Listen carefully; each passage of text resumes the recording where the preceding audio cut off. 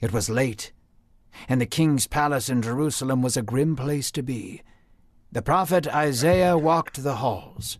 They were filled with the echoes of painful coughing. The coughs grew louder as Isaiah walked towards the king's chambers. He entered the room quietly.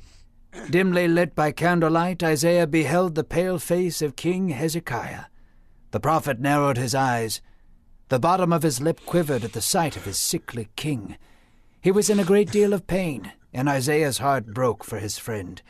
He grabbed the king's hand and held it tightly. "My king, you must set your house in order. Your end is near. I see that you will not recover." The king looked at Isaiah.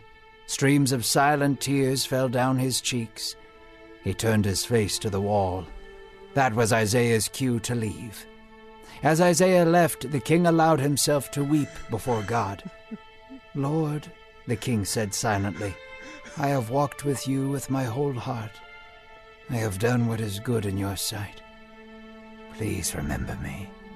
Hezekiah's throat was heavy, and he began to weep bitterly. The comforting spirit of God was upon him.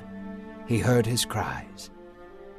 Isaiah was in the middle court of the palace when he could hear the small voice of God speaking to him. "Turn back to the king. Tell him I have heard his prayers and seen his tears. I will heal him, and on the third day he shall rise from his bed to worship me. I will add 15 years to his life and defend the nation from the Assyrians." Isaiah was pleased with the news and rushed back into the king's chambers to tell him. Sure enough, on the third day, Hezekiah was healed. Word spread of Hezekiah's miraculous healing, so much so that the prince of Babylon sent letters and presents with his ambassadors to Hezekiah as a congratulations. Hezekiah's heart beat swiftly as he read the letter from the prince. Babylon was one of the largest superpowers in the world. He was honored to receive gifts from such a strong nation instead of attacks. Judah was a small nation compared to the greatness of Babylon and Assyria. Hezekiah welcomed the ambassadors with a great feast and a tour of the palace. Although Babylon came in peace, there was another motive to their visit. Babylon was at war with Assyria and was hoping to acquire loyalty and aid from Hezekiah, something the king was willing to offer, given Judah's past with Assyria. Hezekiah was eager to showcase Judah's wealth and prosperity to the ambassadors of Babylon. The men followed Hezekiah as he proudly revealed Judah's storehouses filled with fine jewels, precious metals, weapons, and grain. There was nothing Hezekiah did not show the Babylons. He pranced around the palace halls like a child. Then, after a great feast in their honor, the ambassadors traveled back to Babylon. Hezekiah was quite pleased with the visit. However, when Isaiah had heard that there were men from Babylon visiting, he ran to the king. "What did you show them?" Isaiah asked.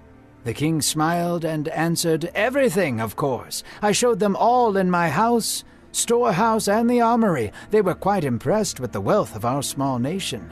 There was nothing I did not show them." Hezekiah spoke with the ignorance of a small boy. Isaiah's eyes widened with anger. Hezekiah was confused at Isaiah's reaction. Before he could ask anything, Isaiah pointed to Hezekiah and said, "Thus says the Lord, the day is coming when all will be consumed by Babylon. Nothing shall survive. Our descendants will be taken away, and your sons will be made eunuchs to serve in the palace of Babylon." Hezekiah did not quite understand Isaiah's words. Ignorantly, Hezekiah was simply relieved any judgment would not take place in his lifetime. However, he did not understand that Babylon was a rising giant in the world. Hezekiah showcased Judah's wealth, and Babylon would see it as an opportunity. It would consume the whole land surrounding Judah and Israel. It would hold his people captive and send them scattering like sheep without a shepherd. The people of God would experience a fierce trail under the sword of Babylon. This was the great evil that awaited the children of God. It would provide to be an evil by which any others were compared. Hezekiah would not see its terror in his lifetime, but his children and children's children would. They would suffer greatly. So Hezekiah would rule for another 15 years. In this time he would lead the nation into a new era of technology and wealth. Beautiful aqueducts would be placed in the city for fresh water, and Judah would flourish until the day Hezekiah died.